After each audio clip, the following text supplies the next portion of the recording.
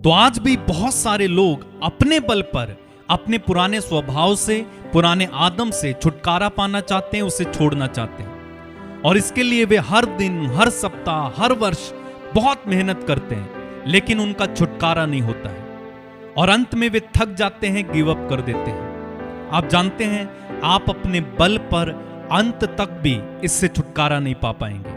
इसलिए आपको आदम को छोड़ना होगा और यीशु मसीह में आना होगा। हमारे लिए ये जानना बेहद जरूरी है कि आदम के कारण मनुष्य पापी बना, लेकिन यीशु मसीह के कारण मनुष्य धर्मी ठहरा।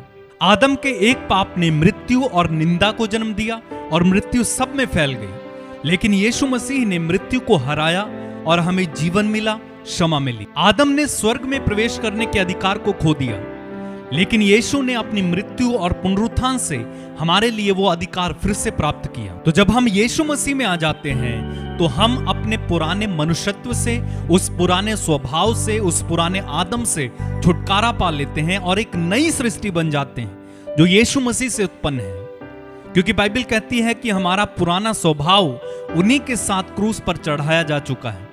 तो जब यीशु मरे तो हम सब मर गए, और जब यीशु जिंदा हुए तो हम भी उन्हीं के साथ जिंदा हो गए हैं। इसलिए दूसरा कुरिन्थी अध्याय 5 वाक्य 17 में लिखा हुआ है, इसलिए यदि कोई मनुष्य मसीह में है तो वह नई सृष्टि है, पुरानी बातें बीत गई हैं और देखो सब कुछ नया हो गया है। तो पिता हमें वैसे देखने लगते हैं जैसे वो यीशु को देखते हैं। यीशु में होने के कारण हम धर्मी ठहरते हैं।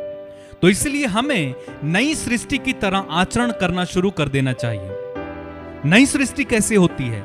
जैसे यीशु मसीह हैं, तो जैसे यीशु जिया वैसे हम भी जीने लगे, जैसे यीशु ने किया वैसे हम भी करने लगे।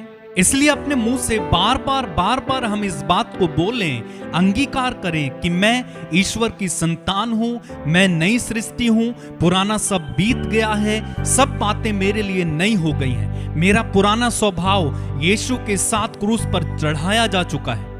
जब आप बार बार इस बात को बोलेंगे, अंगीकार करेंगे, तो आप उस बात पर विश्वास करने लगते हैं, और जिस बात पर आप विश्वास करते हो आप वैसे ही जीना शुरू कर देते हो, वैसा ही आचरण करना शुरू कर देते हो।